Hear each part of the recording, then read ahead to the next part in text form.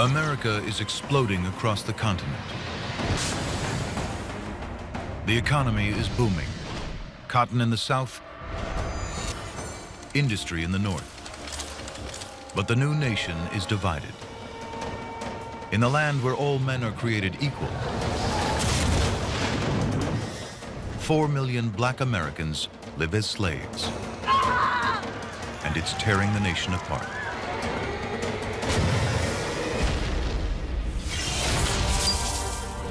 We are pioneers and trailblazers. We fight for freedom. We transform our dreams into the truth. Our struggles will become a nation.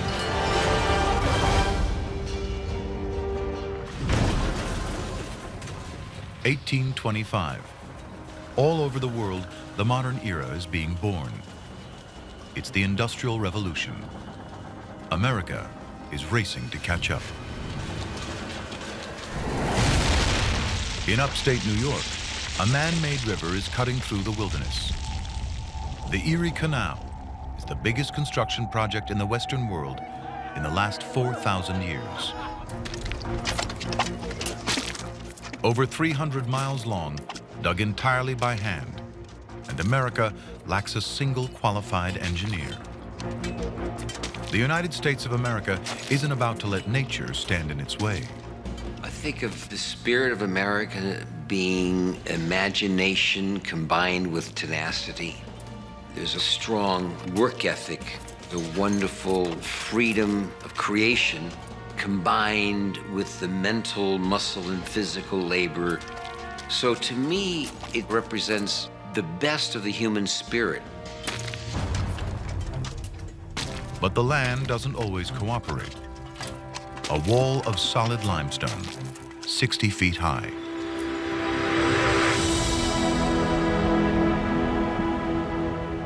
Just 30 miles from the finish line, Lake Erie. The canal will change everything, linking the Atlantic Ocean to the whole middle of America. It changes where people live and why, and turns the North into a global economic powerhouse. The man behind the canal is New York's gung-ho governor, DeWitt Clinton. Born to wealth, he won't take no for an answer. He wants to be president. Instead, he runs New York for 20 years.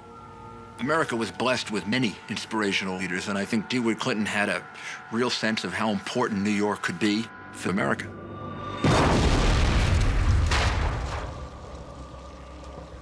Clinton's vision: to make New York rich. Politically, the canal is a huge gamble. It's savaged in the press as dangerous and too expensive. They call it Clinton's Big Ditch, but it will change New York forever. It is a work more stupendous, more magnificent, and more beneficial than has hitherto been achieved by the human race. Entrepreneurship is about doing things where you don't know what it's going to look like, you don't know what it's going to be made of, you just have this instinct that you can do it and it'll work. Those guys had visions and did it. 50,000 men, 11 million cubic yards of rock, enough to fill the Rose Bowl 26,000 times.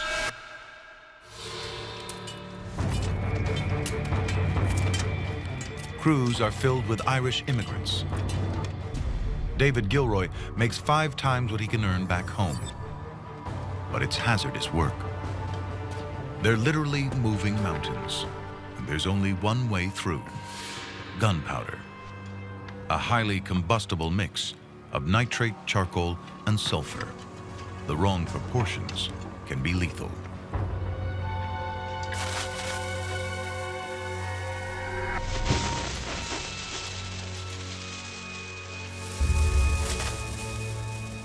There's only one job that's more dangerous than lighting the fuse: going back to relight it.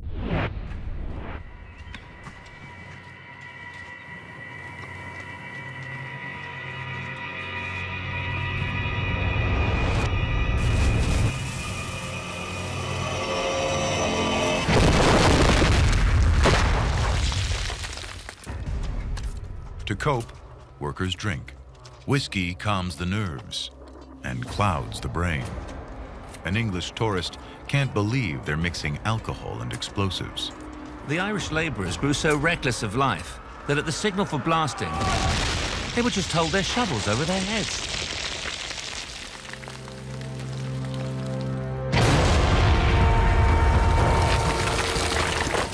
I think when you're brought up in America, you're brought up on the history of hard work.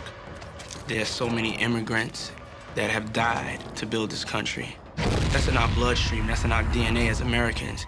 We don't want their lives to go in vain. Because of that, we usually work harder than anybody else. 8 years of digging, nearly 1,000 lives lost, $7 million, more than 100 million today. The Erie Canal opens in 1825, a miracle of engineering, connecting East and Midwest. It's an instant economic superhighway. $15 million of goods a year flow along the canal. Villages along the canal boom into dynamic cities: Buffalo, Syracuse, and Rochester. Goods crash in price, up to 95%. A frontier that had to be self-sufficient can now buy anything they want. Prosperity is on the move. New York City becomes a boom town.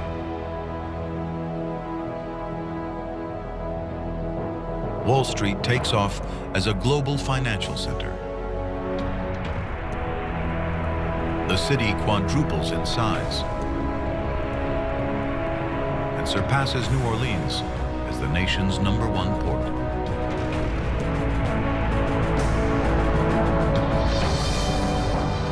There's so much money around. The word millionaire is invented in 1840. The Erie Canal still shapes New York today. 80% of the upstate population still lives within 25 miles of it.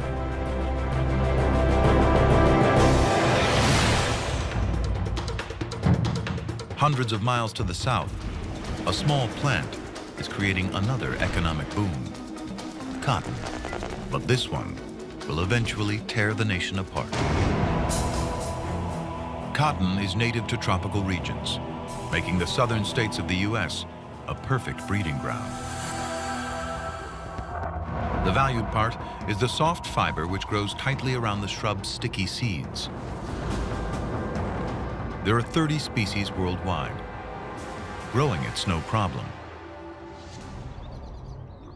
But processing the fiber before it can be spun into cloth is labor-intensive, especially separating the seeds. For years, it could only be done by hand. 1 pound took an entire day. A simple patent filed on March 4th, 1794, changes all that. The cotton gin. It automates the process and deeply divides the country. The cotton gin transformed not only America, but the world. The concept of mass production using a machine just exploded everywhere. One man can now process 50 times more cotton. Output skyrockets all over the South. In 1830, America is producing half the world's cotton. By 1850, it's nearly 3/4. Called white gold, cotton supports a new lavish lifestyle in the South. By 1850, there are more millionaires per capita in Natchez, Mississippi than anywhere else on Earth. The richest man in town owns 40,000 acres, nearly 3 times the size of Manhattan Island.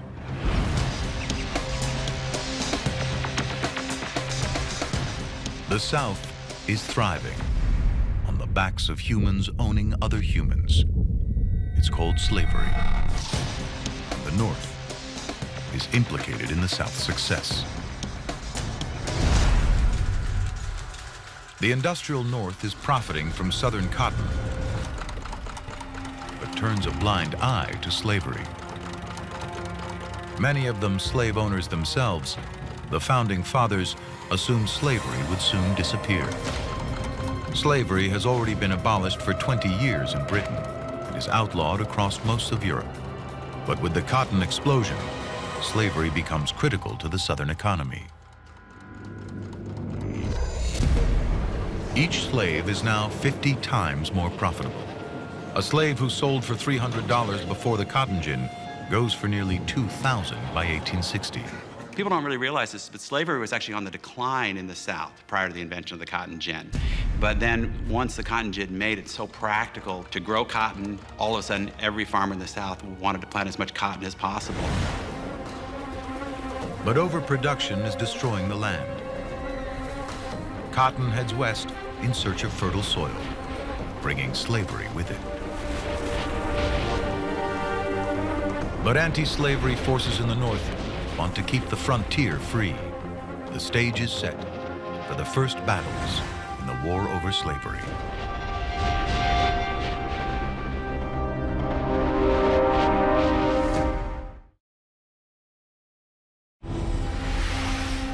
Cotton is changing the way Americans live. In time, it will blow the nation apart. For the South, cotton is a gold mine. Now the North wants a piece of the action. It's a partnership that makes everyone rich. Based on a new machine, the power loom. Raw cotton comes in, finished cloth goes out, all under one roof. The modern factory is born. Lowell, Massachusetts is called the City of Spindles, a textiles boom town. Population explodes from 200 in 1820 to nearly 20,000 in just 15 years. More than a third of the town works in the mills. 85% are single women between 15 and 25. Harriet Robinson is 10. When her father dies, she goes to work at the mill. I can see myself now, racing down the alley, between the spinning frames and carrying in front of me a bobbin box, bigger than I was. Women earn money for the first time. Harriet's wages help support her family. Industrialization is changing everyone's lives. Oh, the mill girls make good use of their money. The mortgage is lifted from the homestead. The farmhouse is painted. Mill girls help maintain widowed mothers and drunken or invalid fathers. We were paid $2 a week. Oh, how proud I was when it came to my turn to stand upon the bobbin box. When women really joined the workforce in the cotton mills and the thread factories, I think it gave women an opportunity to get out, be serious about being breadwinners, and it changed the whole fabric of America. The mills also revolutionize how Americans dress. Mass production of cheap cotton fabrics spawns America's clothing industry. Previously, most families made their own clothes. Now people buy ready-to-wear. Eastern fashions replace buckskin. By 1850, men's clothing is the largest manufacturing industry in New York City. For me, what makes me proudest to be an American is that American spirit of productivity, optimism, this idea that the world doesn't have to be doom and gloom, that we can use technology to make our lives better. Fashion isn't the only innovation to come out of the mills. Technology developed here will lead straight to Silicon Valley. Looms pioneer punch cards to produce patterned fabric. Each hole in the card tells the loom to use a different colored thread, a yes-no decision. It's binary code, the basis of all modern computers. The birth of the computer and internet began in cotton mills with these looms. You know, in every major development, I think, in the history of America, technology has been at the center of it. Despite 12-hour shifts, the factories offer a new world of opportunity for women. They're reading more, talking more, educating themselves. Yeah, reading books on factory time was against the rules. But we hid books in apron pockets and waste baskets. Oh, and sometimes we pasted poems on our looms to memorize. And for the first time in America, their voices are heard. October 1836. Women from the Lowell mills gather after work and organize. Their protest against wage cuts is one of the first strikes in U.S. history. And they will win. The mill bosses back down. A generation of young women go on to become teachers, writers, and even college graduates. Harriet Robinson will become a leading suffragette and testify before Congress. They're the first wave in a movement that results in women getting the vote. Their secret meetings at night are only possible with the light from lamps powered by an extraordinary creature. Whale oil opened up the night. And like so many really transformative technological innovations, it expanded human freedom. It created a way for people to get more, do more, and achieve more. Crude oil won't be discovered for another 20 years. Until then, America runs on whale oil. The whaling industry helped invent part of the kind of industrial revolution. And the classic American workaholic, work around the clock kind of environment, where if you had more light to keep you going during those dark winter days, you could get more done, you could make more money, and you could kind of drive the economy forward.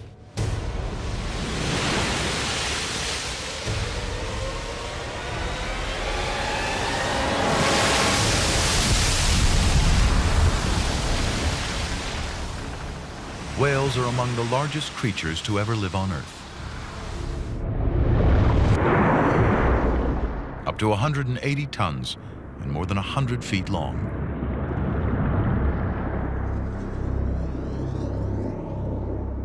A single whale can produce up to 3,000 gallons of oil. Even today, whale oil is used by NASA. The Hubble Space Telescope runs on it.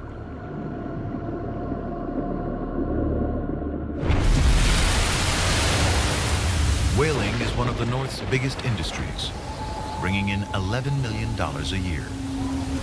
But the human cost is also high. Half of all ships will eventually be lost at sea. Few men are willing to take the risk. But it's an opportunity for African Americans. 20,000 free men and escaped slaves take to the seas. John Thompson is a runaway from Maryland. I have a family in Philadelphia, but fearing to remain there any longer, I thought I would go on a whaling voyage where I stood least chance of being arrested by slave hunters.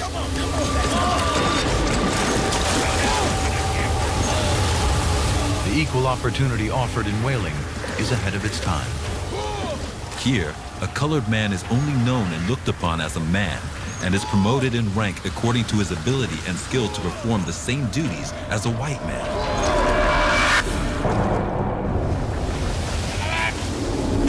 The whaling industry offered an ex-slave like John Thompson the possibility of social and economic fluidity, mobility, and acceptance in a way, even in the North, that was not possible for black people otherwise.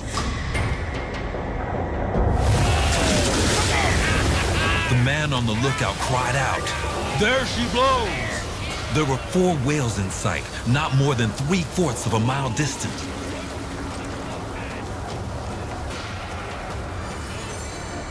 It takes hours to kill them. They use state-of-the-art harpoons, invented by runaway slave Lewis Temple. The whale can only be killed by lancing him under the fin, which is a work of much skill and practice. A monster, terrible in his fury, able to shiver the boat in atoms by one stroke of his tail. And yet even the dangers at sea are preferable to the horror of life as a slave. Punishment is savage for those who risk escape, but some will do anything to be free.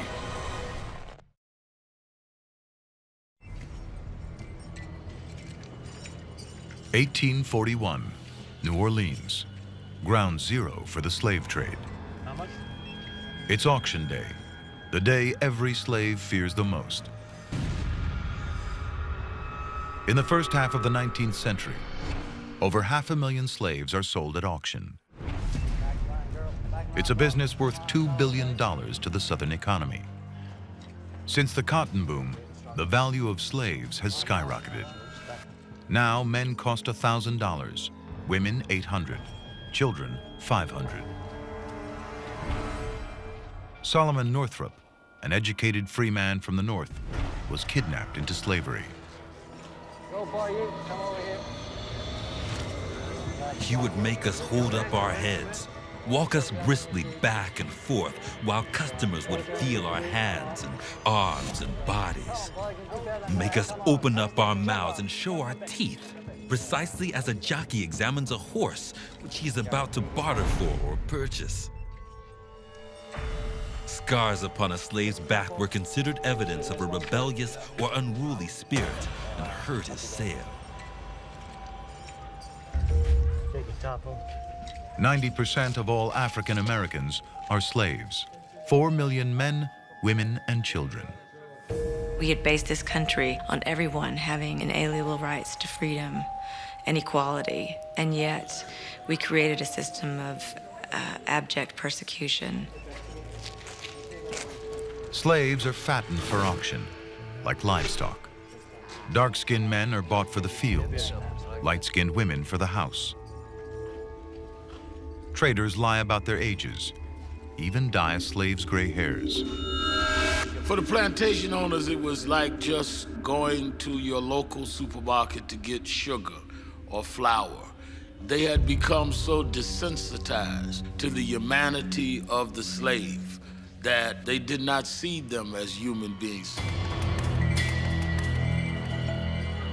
Buyers demand the most fertile slaves for breeding. The most expensive are light-skinned teenage virgins.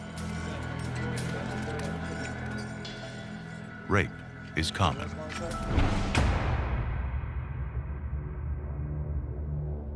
Eliza's being sold with her 2 children, Emily and Randall. In Louisiana, it's illegal for children under 11 to be taken from their parents. Boy, come over here. It happens all the time. You know, 140 years is not a really long time in the context of history. So it's hard for me to believe that blacks didn't have any rights here. They weren't treated as human beings. They were treated like animals, essentially. Sir, please. All right, you go over there. Measure their business.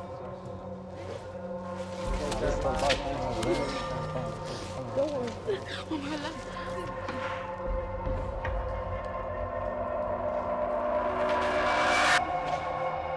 Over half the sales at auction will tear a family apart. If you've ever been 8, to think of being separated from your mother and your father and sold and you'll never see them again. The horror of that, the poignancy of all of that, and yet that's the kind of thing that happened across the South up until the end of slavery. Okay, my final offer. 1,000 for that man. Yep. 900 for that man. The woman there, $700. Please, buy my child. Sir!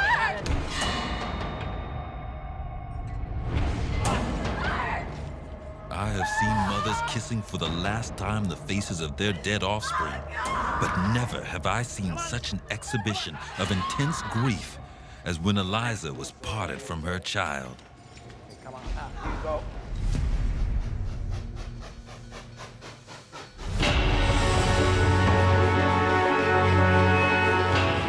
3 miles outside Baltimore, heading north, a slave on the run. The risk of capture is high. At most, 1,000 a year are successful. Ears cut off, Achilles tendons slashed, branding, all are common punishments if caught. Frederick Douglass has failed twice, but won't let that stop him. Men like Douglass are the South's worst nightmare. He has a better chance than most of passing as a free man. Unlike 80% of slaves, he can read and write. even in the 21st century.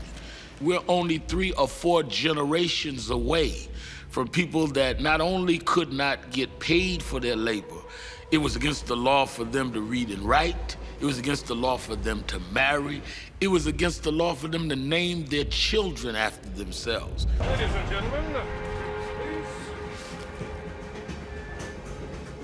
Long way to go.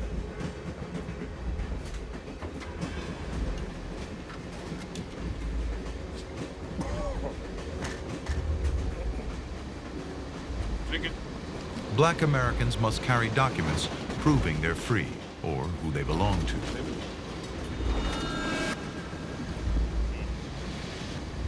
Frederick Douglass has papers borrowed from a friend. They won't hold up to careful examination.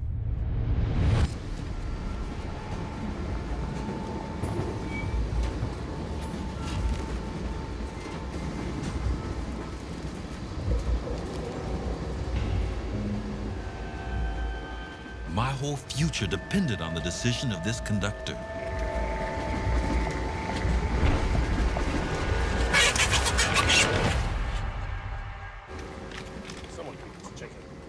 This moment of time was one of the most anxious I ever experienced. Had he looked closely at the paper, he could not have failed to discover that it called for a very different-looking person from myself. Frederick Douglass makes it to New York City and freedom, and becomes a leading figure in the anti-slavery movement. He'll write a best-selling autobiography. He'll meet and debate with Lincoln in the White House. At a time when slaves are barely regarded as people, he will become an icon, a celebrity, the best-known African-American in America.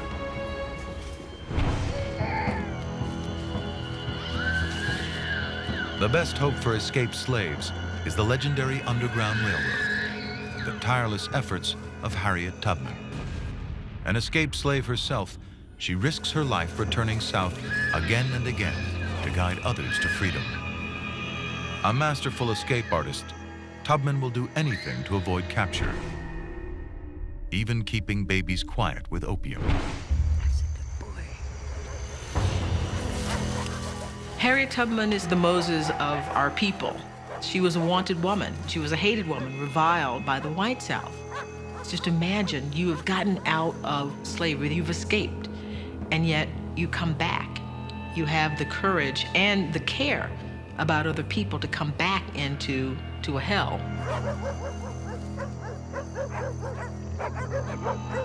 The South puts a $40,000 reward on her head, but nothing stops her. Come on, y'all.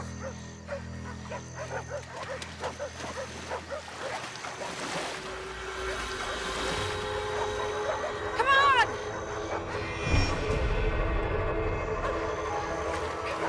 Move. I'm gonna die.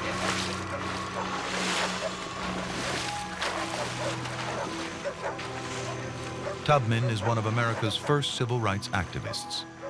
In the same month she dies, Rosa Parks is born. Frederick Douglass and Harriet Tubman threaten everything the South stands for. Tens of thousands of slave owners had to deal with, for the first time, the fact that these people are going to rebel.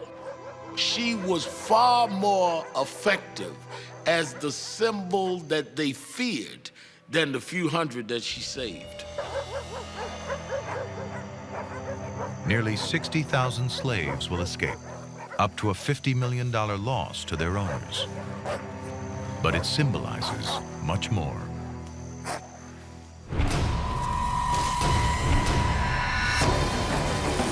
Now the South has a fight on its hands, and they're prepared to do whatever it takes to preserve their way of life.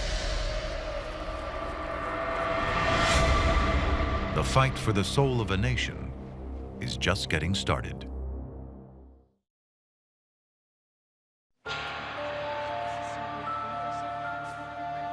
Midway through the 19th century, America is entering the modern world. In 20 years, there'll be Levi's jeans, chewing gum, and hot dogs. But the nation is split. being torn apart at the seams, dividing North and South. Slavery became not simply a political issue, not simply an economic issue, but a moral issue as well. It became the issue that defined North and South in the 1850s. September 1850.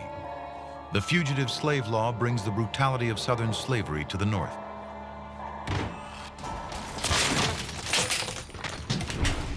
Now, no African American is safe anywhere. Gentlemen, you've made a mistake. This is a place of business. I'm a tailor to my clients. I'm a free man. I'm not a slave, gentlemen. The Fugitive Slave Law meant that if you were a slave and you managed to escape to the North, your master could come and get you, and you had no recourse. Not only that, if you were a free Negro, they still could sell you down the river.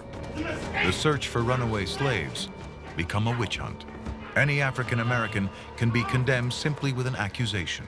Even a free man has no right to a trial by jury. Federal magistrates get $10 to rule them slaves, $5 to set them free. Ordinary people are outraged by the new law. Abolitionist newspapers and literature spread like wildfire. Published in 1852, Uncle Tom's Cabin becomes the best-selling book of the century after the Bible. A passionate anti-slavery novel written by Harriet Beecher Stowe, an unknown housewife from Connecticut. It mainly appeals to women who are becoming politicized for the first time. Slavery is the burning issue of the day. As America expands across the continent, North and South face off over each new territory. Will it be slave-owning or free? The Northerners began to see that, wait a minute, they're not going to keep slavery just in the South. They want to take slavery west and to turn the country into a slave country. Americans from all over the country are flooding into the new territories on the frontier. Each becomes a battleground. Will it be slave-owning or free?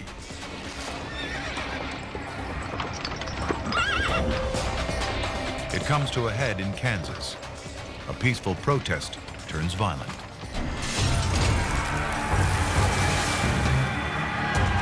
Emotions run high. Towns are terrorized. Stores robbed. Homesteads burned.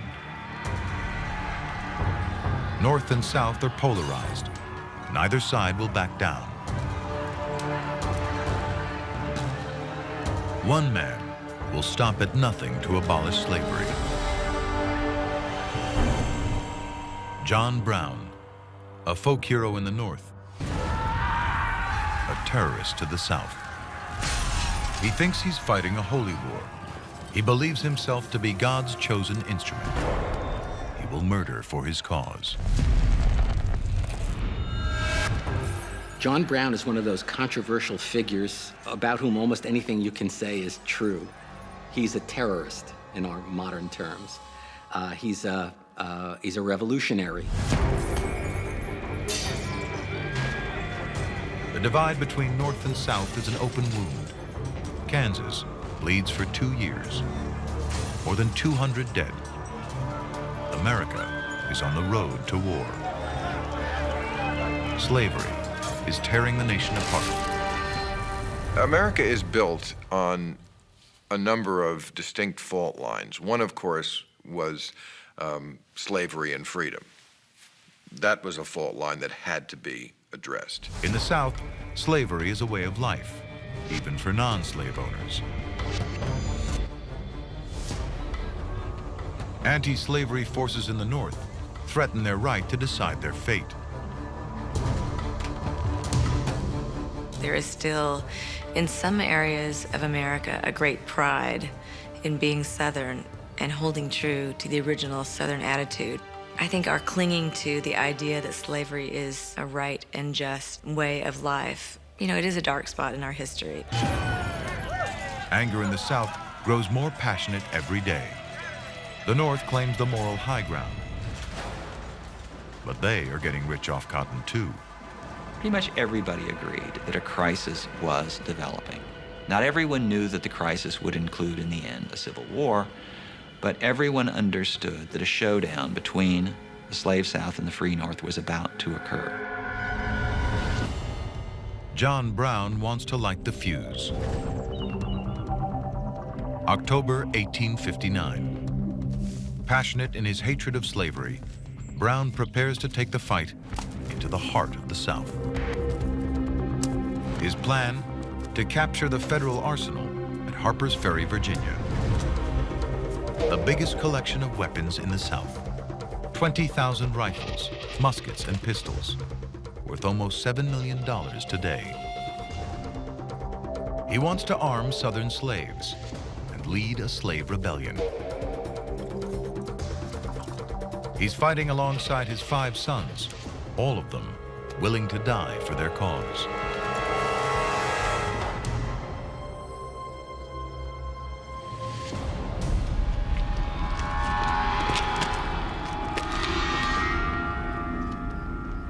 The arsenal is poorly defended. Breaking in is a pushover. But his raid is based on local slaves rising up and joining the fight. He needs a small army to carry off so many weapons. Without slave reinforcements, it's a suicide mission. Word gets out, and local townsfolk attack the arsenal. Not a single slave joins Brown and his men. They are trapped and fighting for their lives. I want to free all Negroes in the state. I have possession of the United States Armory. And if the citizens interfere with me, I must only burn the town and have blood.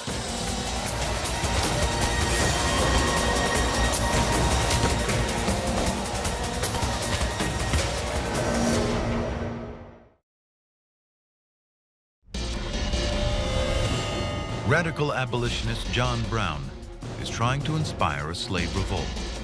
No slaves have joined him, and now he's trapped.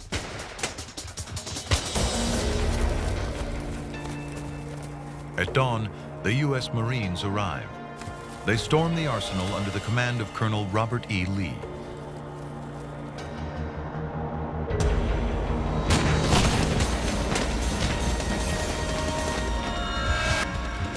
Brown won't go down without a fight.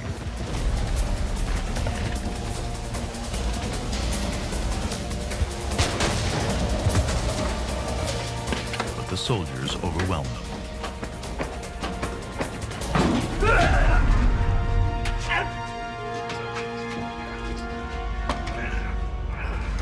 The fight against slavery has only just begun. But John Brown's crusade is over. His sons are dead.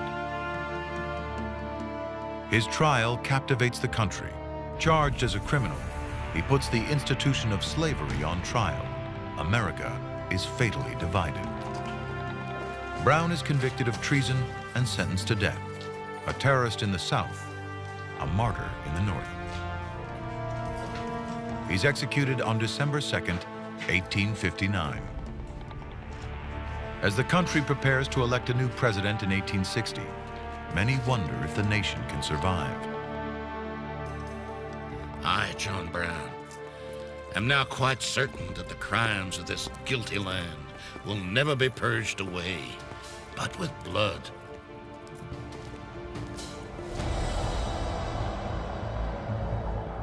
Chicago, May 18th, 1860.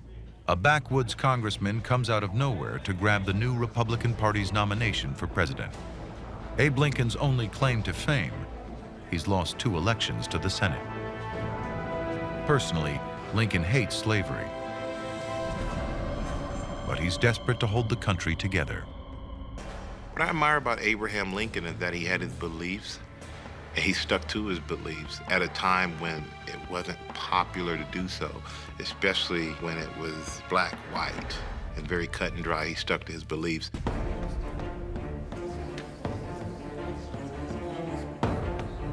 November 6th, 1860, Election Day. The stakes couldn't be higher. Abraham Lincoln will be elected president of a country hurtling towards war.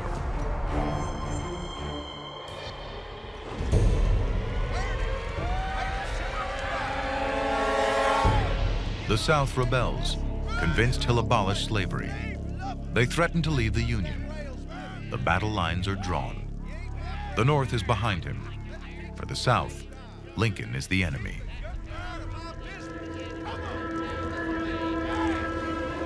An editorial in an Atlanta paper. Let the consequences be what they may. Whether the Potomac is crimsoned in human gore, and Pennsylvania Avenue is paved 10 fathoms with mangled bodies, the South will never submit to such humiliation and degradation as the inauguration of Abraham Lincoln. The South knew that Lincoln was going to win, and it was just a matter of time, tick, tick, tick, before secession occurred. The South wants no part of a union with Lincoln in the White House. But as he prepares to take office, the president-elect is still determined to avoid a civil war. Lincoln was not happy about slavery. He did not see that as congruent to all men are created equal. And he had given a speech before he ever became president on why that was so important to him. And I think that was coming to a head, and when he got elected, that was the final straw for the South. December 20th, 1860, South Carolina secedes from the Union. The 10 other slave states soon follow. Lincoln's victory makes war inevitable. He's prepared to fight to preserve the Union, and won't have to wait long. In February 1861, a few weeks before his inauguration, the Confederate States of America are born. Lincoln's principal objective was to save the Union, and then we'll deal with slavery. But before too long, he had to both save the Union and deal with slavery. Abraham Lincoln receives his first death threats before ever taking office. He'll save every one, keeping a file in his desk labeled assassination. On the journey to Washington, he'll wear a disguise just to be safe. He'll do anything to avoid war, except allow slavery to expand. It is Lincoln who explains the case for freedom and says, I'm not going to attack slavery where it is, but I'm not going to let it expand. At his inauguration, Abraham Lincoln reluctantly pledges that states with slaves will be allowed to keep them. But it's too little, too late. A virtual state of war already exists. The South mobilizes an army of 800,000 men against a Union army of 2.5 million.